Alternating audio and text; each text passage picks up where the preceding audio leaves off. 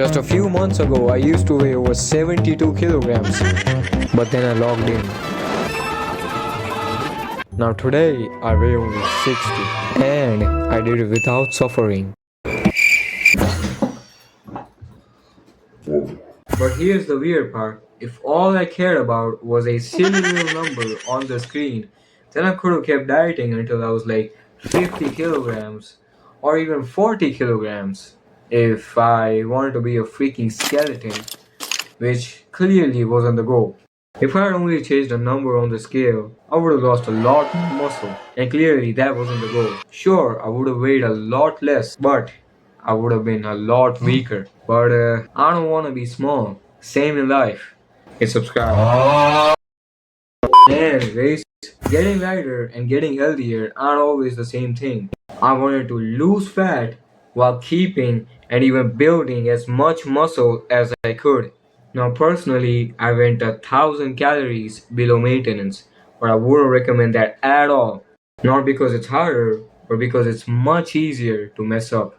I tracked my protein, kept a very sharp eye on my strength, and even with all that time spent, it was still very difficult to manage.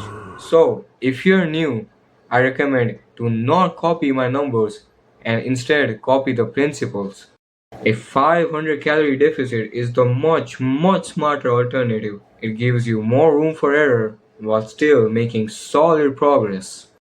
But here's the problem. For most people, a 500 calorie deficit is like 1500 to 1700 calories per day. And to put that into perspective, your lunch probably has like 1200 calories. So what's the conclusion? You just eat one meal and starve to death? No, hell no! But this is where I introduce to you volume eating. Now, I know this sounds like a complicated and scientific fitness term, but in reality, it's just eating a lot of food that don't have a lot of calories. Now, look at these 8 Oreos. Looks delicious, right? Looks easy. You could easily finish this in under 5 minutes. But now look at these watermelons. That is 1.5 kilograms of watermelons. These 8 Oreo cookies have 440 calories, and this 1.5 kilogram of watermelon has 440 calories. Yeah, that's right. One you can easily finish in under 5 minutes, and the other you would have a hard time finishing even a kilogram of that, and you would be full. Now here's where the magic happens.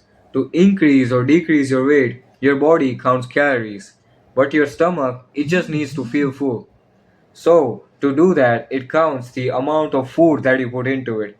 For example, if you put 55 grams of Oreos into your stomach, you'd not be full at all, but your calories, they'd be high as heck. And now, for the 1.5 kilograms of watermelons, you'll be consuming the same amount of calories, but you'll be feeling so full that you would not need to eat for the rest of the day.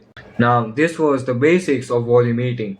If you just search up the terms volume eating on YouTube, you'll find so many more videos of much better examples than mine, with so many more varieties. Once I figured out volume eating, dieting was so much easier, and honestly, that's the biggest factor that helped me lose my weight. The goal isn't to make life harder, it's to find systems that make the correct choice the easy choice. For me, that was volume eating. For you, that might be something else. So, find it and you'll be shocked how much easier the change becomes. If this video helped you, please consider subscribing. I've got a lot more things coming up that I have personally learned the hard way.